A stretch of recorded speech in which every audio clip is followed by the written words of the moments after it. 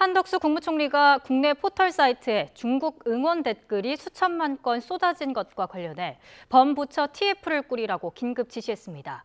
해외 세력이 여론을 조작한 정황이 확인됐다는 건데요. 취재기자 연결해 알아봅니다. 이승배 기자. 네, 정부 서울청사입니다. 어떤 내용입니까? 네, 한덕수 국무총리가 국무회의가 끝난 뒤에 관련 부처에 긴급 지시를 내렸습니다. 방통위를 중심으로 법무부와 과기부, 문체부 등 관련 부처와 함께 여론 왜곡 조작을 방지하는 범부처 TF를 서둘러 꾸리라는 내용이었습니다.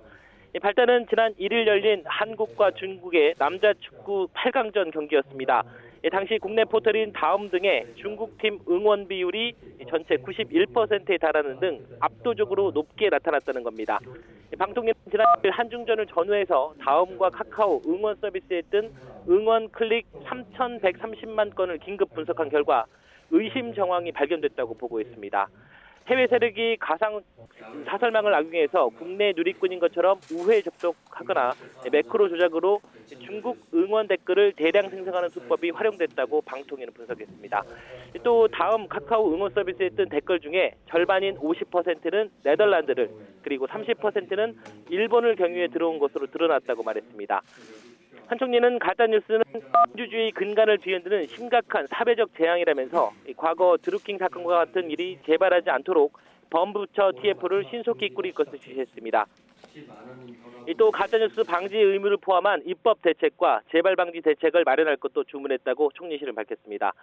이동관 방통위원장은 이 사안은 진보 보수나 여야의 문제도 아니라면서 공론의 장인 건강한 생태계가 무너졌다는 의미라고 말했습니다.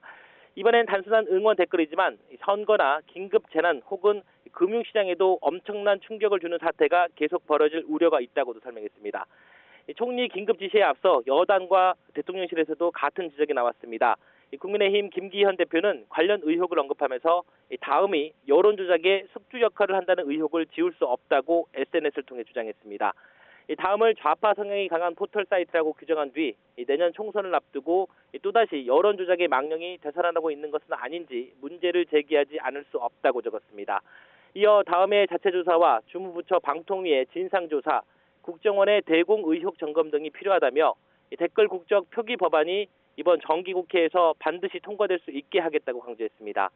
앞서 대통령실도 어제 브리핑을 통해 포털 다음에 항저우 아시안게임 응원 페이지 여론조작 의혹에 대해 국민적 우려가 제기된 데 대해 타당성이 있다고 거들기도 했습니다.